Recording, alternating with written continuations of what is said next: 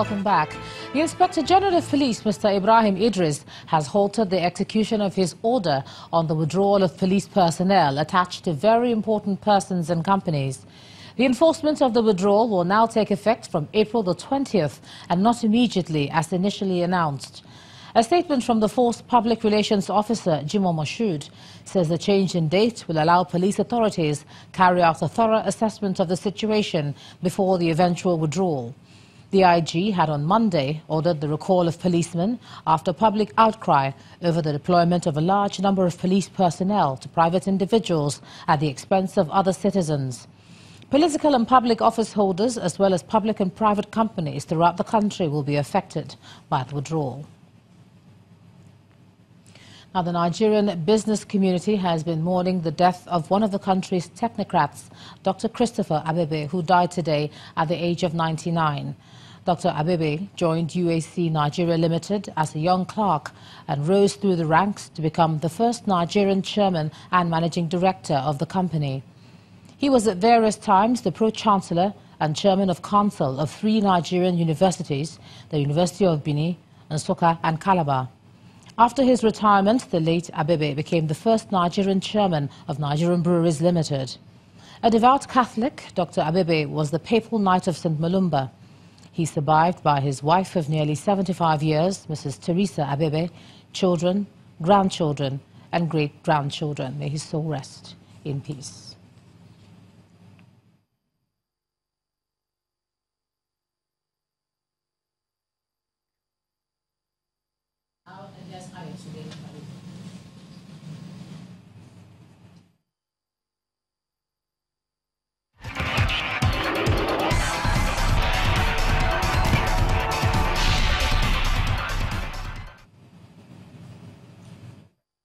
The National Association of Athletics Federation, the IAAF, has approved Asaba in Delta State as one of its venues for the Diamond League from July this year.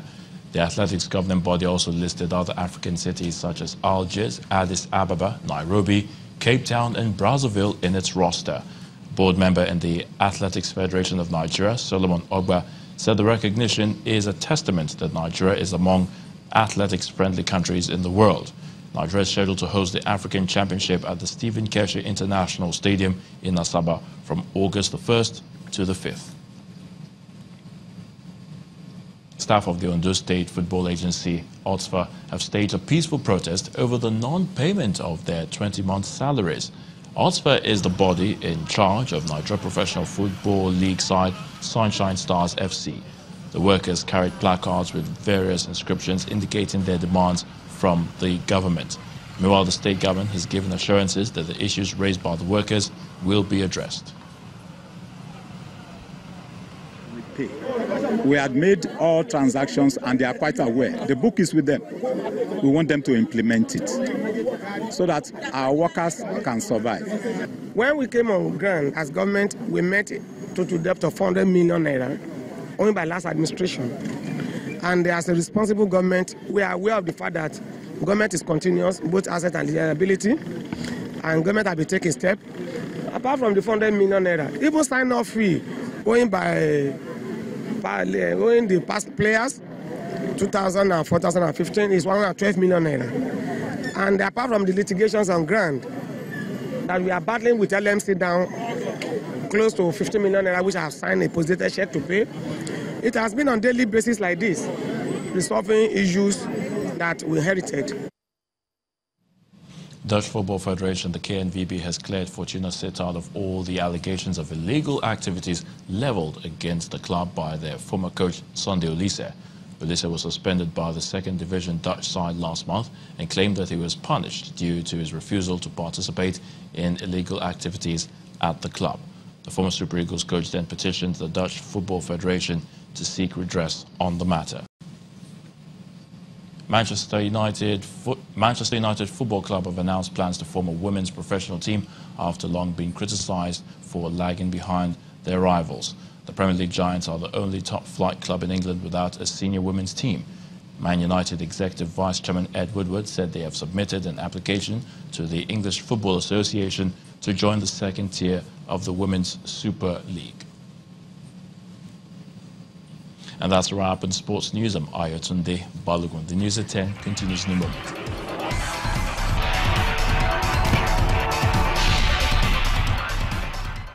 Thanks a lot, Ayotunde. 6 people lost their lives today when the bomb exploded outside a busy hotel in the Somali capital, Mogadishu. 22 people were injured in the blast, which was followed by gunfire. Al-Shabaab has claimed responsibility for the attack. Its spokesperson said his group carried out the attack, claiming to have killed 10 people, including soldiers and officers. Video uploaded on social media showed a hospital vehicle arriving as people walked past debris burning on the street in the wake of the blast.